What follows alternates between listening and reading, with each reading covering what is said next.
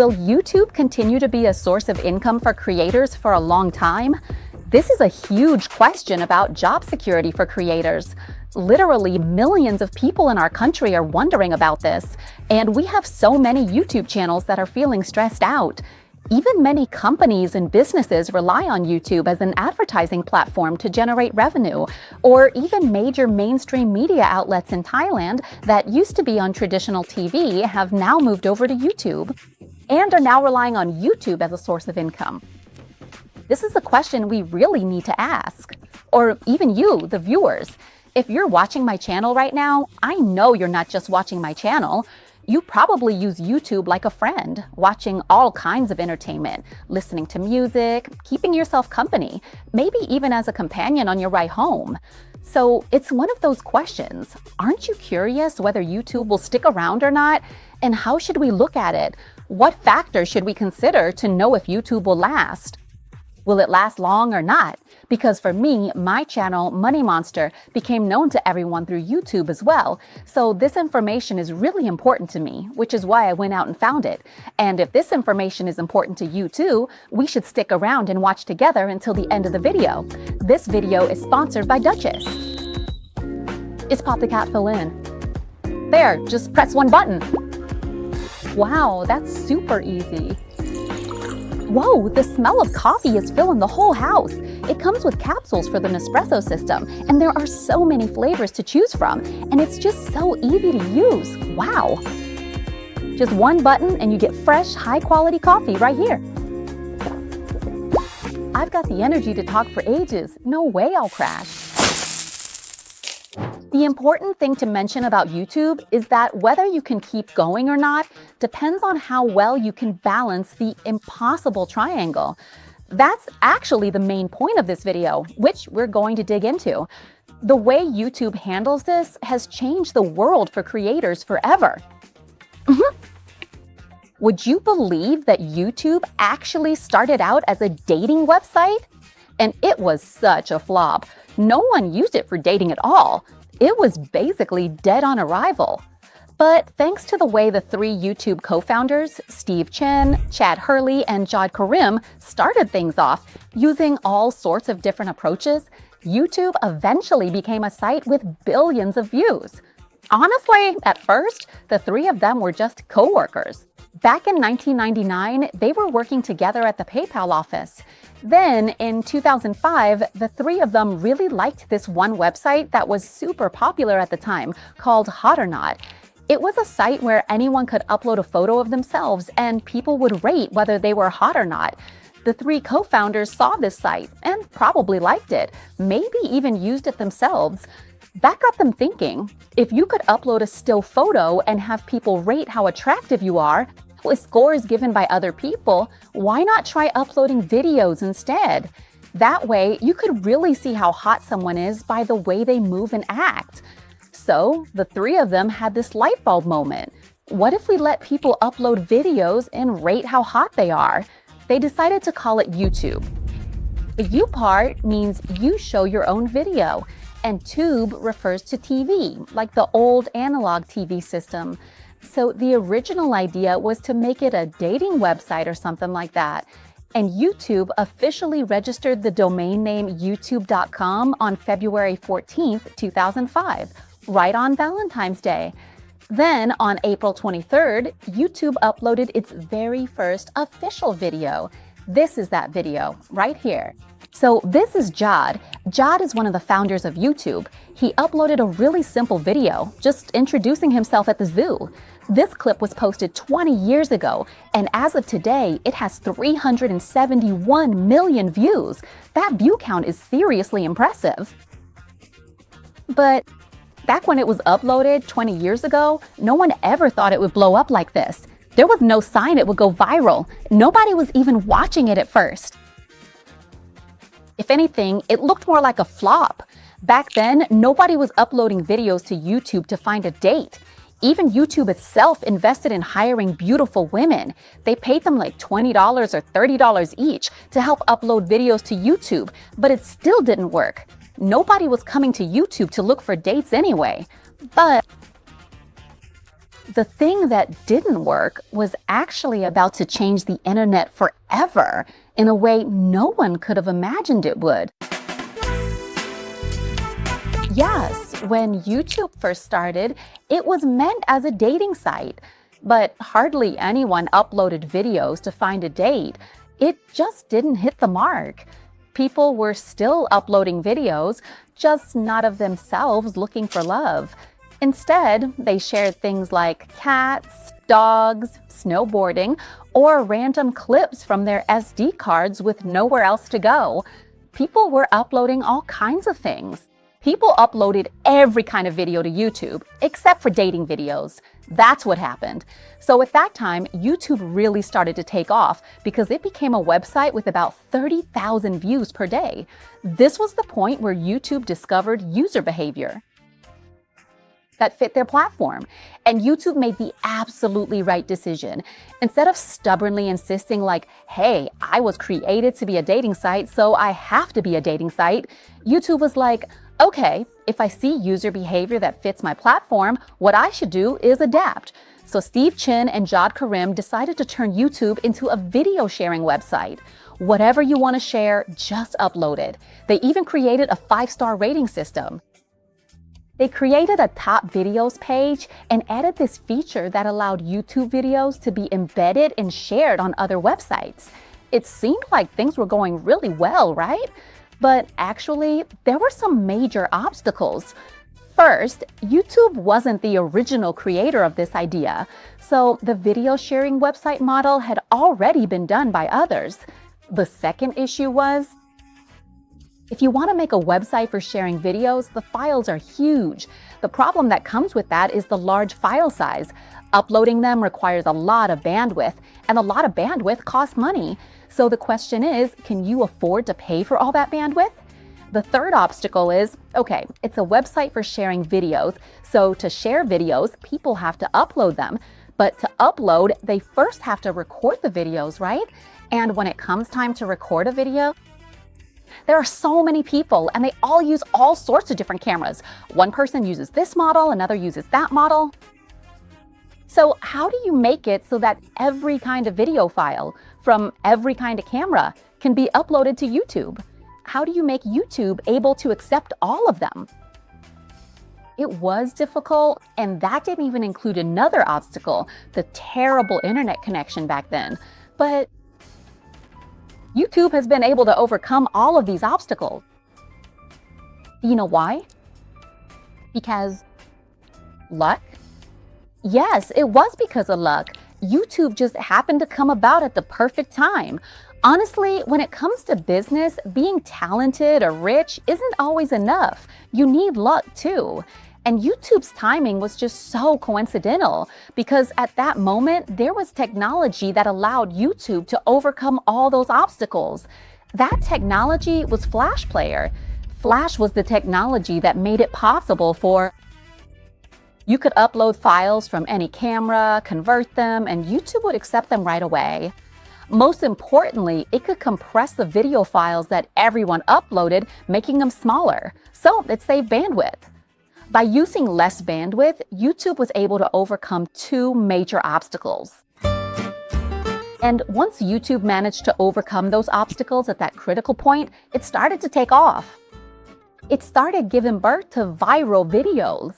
For example, has anyone seen that video where the little kid shouts, "Ouch, Charlie bit my finger"? That clip got 11 million views and went viral. And there are even bigger hits, like David After Dentist. It's this kid who looks super dazed after a dentist visit. Let me show you a bit. That clip got 143 million views. These kinds of videos went viral. First, it's funny, like universally funny. No matter what country you're from, it's hilarious, not just some kind of inside joke. And the reason it blew up is because people took the YouTube links, these video links, and posted them on a website called MySpace. Remember the name MySpace because it's going to be a main character in the story. Back then, MySpace was one of the top websites, super popular. So when people shared YouTube clips on MySpace, As soon as they posted them on MySpace, the YouTube videos went viral, and that made YouTube itself blow up too. YouTube then ran into a classic problem. They weren't prepared for it at all. They hadn't planned for it, weren't mentally ready, and definitely hadn't budgeted for it either. Suddenly, the site was getting an insane amount of traffic. At first, YouTube bought bandwidth from a company called Server Beach, which had this unlimited package promotion. But when YouTube started getting that much traffic, Server Beach just couldn't handle it anymore. They couldn't sell YouTube the unlimited promotion package anymore, and YouTube had to start paying for bandwidth based on actual usage. YouTube was like, wait, Server Beach's promo is over? Yup, the promo was over, and now they had to pay as they went. At that point, YouTube really didn't have many other options. They couldn't just go buy bandwidth from somewhere else easily. So Steve, one of the co-founders, had to pay the bandwidth fees to Server Beach himself. He had to swipe his credit card, you know? Each month, it ended up costing thousands of US dollars. Seriously expensive. So from everyone being super excited, like, wow, so many people are coming to watch videos on YouTube, the mood totally changed. Because every single time someone used YouTube, it meant they had to pay more money. So what did they have to do next? Since it was costing so much money, they had to go find investors. In June 2005, the next step for Chad, Steve, and Jod was to team up and look for investors. At that time, YouTube already had a huge audience, millions of viewers. And did the investors notice? Of course they did. It was easy to show them the numbers. But do you know what the investors couldn't see? Okay, the website. Sure, your website had millions of viewers, but what investors really cared about and what I couldn't see was this. Where's the revenue model? You've got a ton of viewers, but how are you actually making money from them? And back then, YouTube didn't have a revenue model. No one had figured out yet how to turn all those views into income. So that's why investors, it was popular, but it wasn't making money. So investors weren't interested. YouTube just couldn't get funding. And even though at that time, YouTube had millions of viewers, it should have been a website worth celebrating with fireworks. But instead, it was just waiting for the day it would go bankrupt, honestly. Until one day, Jawed went to a party with a friend he used to work with at PayPal. This friend, before that, had gotten married, right? Of course, when you get married, you think, hey, I have a wedding video and a video from our honeymoon. How am I going to share these with my friends? Jod heard him complaining about this at the party, so he told him, just upload it to YouTube. So that old friend uploaded his wedding videos to YouTube, and it turned out that this friend was really quite impressed with YouTube's service. And this friend actually worked at Sequoia Capital, which is well known as one of the biggest venture capital firms in all of Silicon Valley. He was so incredibly impressed with YouTube. So then, in November 2005, YouTube finally achieved its major breakthrough. That's when Sequoia Capital made the strategic decision to invest as much as $3,500,000 in YouTube. They made it! Once YouTube got the money, it was such a relief. So what should they do with the money? First thing, they used it to hire more staff, just brought in a bunch of talented people into that tiny office. But having a small office wasn't really a problem, right? Because the website was huge with millions of viewers. By November 2005, YouTube's website was getting as many as 2 million views per day. And then the next month, December 2005, YouTube's daily views shot up to 8 million. That's some serious growth. That's an incredible amount of growth. And on December 15th, YouTube finally launched officially. Now, the site was big and they had more funding behind them. What happened next was that YouTube became so prominent that it was like, now you're my competitor. MySpace was really gunning for YouTube. And do you remember how YouTube's viral videos actually went viral? They blew up because people took those funny YouTube clips and shared them on MySpace. So as soon as YouTube officially launched, MySpace announced that any post with a YouTube link would be deleted. MySpace would remove, block, and censor anything related to YouTube. Basically, right after YouTube's official launch, within just a week, they lost the main source of traffic that had helped YouTube grow, MySpace. Just like that. And back then, YouTube's competitors weren't just big players like MySpace. Google, Yahoo, Facebook, they were all competitors. But guess what happened? In the midst of all these giant rivals YouTube was up against, there was one thing the competitors couldn't do, but YouTube could. YouTube was able to create a new kind of celebrity. Someone who was more accessible, easier to understand, easier to become. Anyone could do it themselves. No need to wait for someone to give them a push. It's called YouTuber. But YouTube's journey wasn't all smooth sailing. Once YouTube had a massive audience and tons of people uploading videos, a huge problem followed. Copyright issues. You could say YouTube's position at that time was really strange. It was a hugely popular website with tons of viewers, but it didn't have a clear revenue model, and it was basically a magnet for lawsuits. Back then, there were so many people just waiting to sue YouTube for copyright infringement. Then, in 2006, it was like a blessing from above because Google decided to acquire YouTube.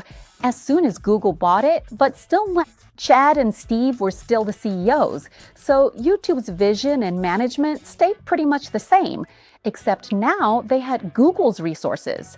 And the very first problem Google tackled was the copyright issue. That's when Google introduced Content ID. If someone who owns the copyright uploads their content, it gets stored on a big server.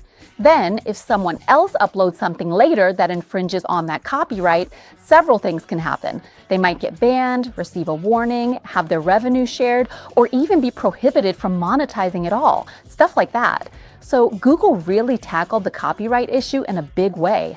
After that, Google moved on to handle another important matter, which is YouTube. You have so many viewers, so why don't you have a clear revenue model? Google said, you have a lot of viewers, right? So here's how YouTube makes money. It's very clear. Advertising. So let me take a moment for a sponsor of this video, Duchess. Well, this time, let's try lowering the steam a bit. This one is the test note, Cocoa and Caramel, which is a bestseller. Wow, it's really easy to use. Just put the capsule in here. Oh, I forgot the cup. Don't forget to put the cup in, okay? Press it down, press one button. Let's warm up the machine first. 1 moment later. Wow! The whole house smells amazing. They actually have a lot of different flavors to choose from. The one I just took out was from this box right here. If you see a box that looks like this, it means they sell it online. But if you find the same color in the supermarket like this, it's the same flavor. Honestly, Duchess brand capsules can be used with any Nespresso system. All done, and it smells so good. Can you smell it? Oh right, YouTube can't smell it. Here, take a sip first, huh? The first cup is great, and this flavor is really good too. Coffee lovers will love it. A Thai brand with international standards. If you like watching YouTube at home, just use Duchess to make your coffee. You don't even have to go out. It's perfect. Back to what we said would be the most satisfying thing in our lives, which is money. The most satisfying thing is the money that YouTube pays us. That is, earning income from YouTube. YouTube has a vision that for their business to grow big, they need to make sure that people in the community and everyone involved get richer together. So in 2007, YouTube launched this program that became popular worldwide, YouTube P. The program that shares revenue with creators who upload videos to YouTube. Content creators get 55%, while YouTube takes 45%. That's awesome. This really motivates creators a lot, right? I mean, what could motivate us better than income, right? So it made every creator start thinking, hey, from now on, can we turn hobbies into careers now? Being a YouTuber solves many pain points. For example, if you have talent and want to make music, you don't need a record label to get famous. If you want to act, you don't have to wait for a director to discover you. If you want to make movies, just do it. You don't need a film studio anymore. If you want to teach with the right content, references, and ethics, you can start teaching right away. You don't need a university to hire you as a professor. Or if you want to do something like tapping glasses or scraping sponges, making ASMR videos to soothe people, that alone can make you famous. And you can do it right away. Many channels get rich from it. Want to play games, even if your mom forbids it? Well, gaming channels on YouTube are growing fast with tons of viewers. So the growth of YouTube can really be described as the golden age for creators on the internet. And by 2010, people around the world were watching more than 2 billion videos on YouTube every day. By 2014, YouTube had over 1 billion users. But even with YouTube growing this much, things still weren't smooth sailing. Between 2015 and 2018, YouTube faced a major sponsor crisis, with big sponsors pulling out. That was because as more and more people uploaded videos to YouTube, one thing the platform couldn't do was control the content.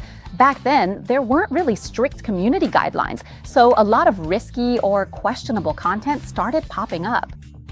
And as soon as the sponsors pulled out, YouTube had to act fast, right? That's when there was this era where YouTube did a massive algorithm purge around 2017 and 2018. YouTube went ahead and wiped out content with their algorithm without even notifying creators. So at that time, there were literally millions of videos that got taken down or demonetized. Having your video taken down was one thing, but some channels were wiped out. Back then, it was a creator crisis. Creators were furious. People became creators because YouTube shared ad revenue, right? Some made a living off the platform, supporting their families. Then YouTube just cut them off, which made many creators hate the site. That crisis hit around 2018, and the community turned negative. Up to this point, now we can see that YouTube was able to grow because of a triangle made up of 3 pillars. First, the viewers. Second, the sponsors, and third, the creators. This is the impossible triangle. If YouTube wants to survive, it has to balance these 3 sides. And let me tell you, trying to keep all 3 of these groups happy at the same time. Let's start with the creator side. As we've seen from recent events, right? Suppose YouTube becomes a community that enforces really strict, nitpicky copyright rules. Creators will leave.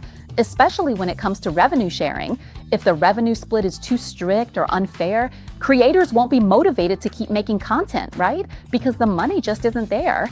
But on the other hand, if YouTube is too lenient with the community, sponsors might leave because if the community guidelines are too lax and a sponsor buys in, but then their sponsorship ends up on a video that's suggestive or controversial, like something racist or discriminatory, and it gets a lot of views, sponsors won't like that.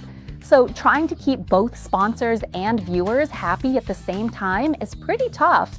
For example, let's say my channel gets a sponsor, and then I make really great content, but then I talk about the sponsor for way too long.